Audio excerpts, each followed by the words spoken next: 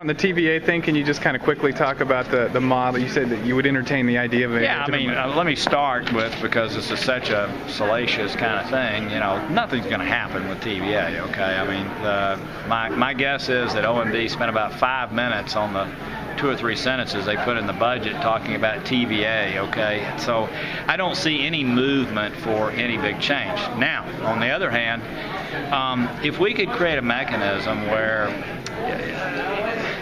let me go back just once. TVA has no real owner. The federal government doesn't care about it. It's a total pain to administrations on the Republican and Democratic side to appoint board members.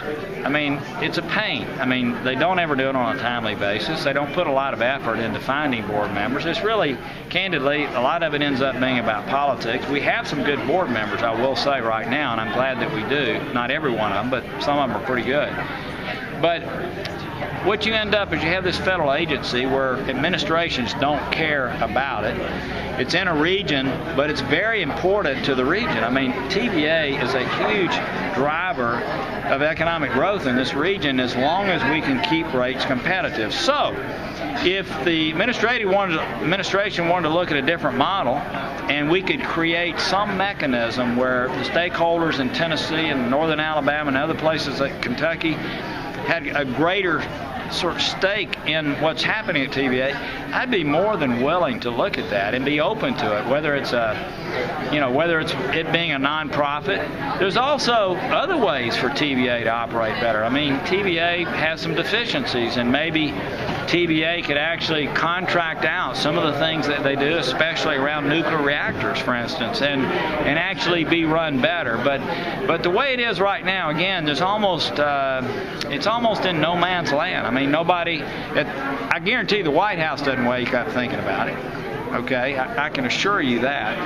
Lamar and I get to weigh in to a degree on it, and I will say I made calls to try to get Bill Johnson to take the job here as CEO, and I relish that. But I do think there's an accountability issue that's not there, and if we could, again, have a different model of some kind where TVA could either bring in some efficiencies by bringing in expertise that others can provide, and or combine that with maybe them being a nonprofit that's owned by Tennesseans and Southern Kentuckians and Northern Alabamans and Mississippians, I'd be open to that. So my point is, the president put something out there.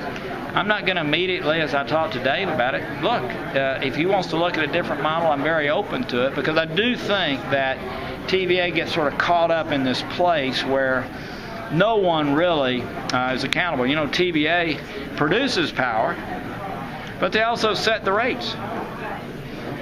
It's a pretty interesting place to be, and nobody's really looking in on them, I can assure you that. So if you understand what I'm saying, there might be a better way for the Valley to feel like that they have a greater say in what TVA is doing. I'll say one last thing. The rates are becoming lesser and lesser competitive. And the advantage that we've had in being able to recruit people like Volkswagen to our state continues to diminish as their rates continue to be lesser competitive with other places. So anyway, I'm open. I bet you if you talk to the board members at TVA privately and anonymously, they'd be open. I think everybody understands that, this isn't the most perfect situation in the world, but I don't think anything's going to happen. Okay? Thank you, guys. Thank you.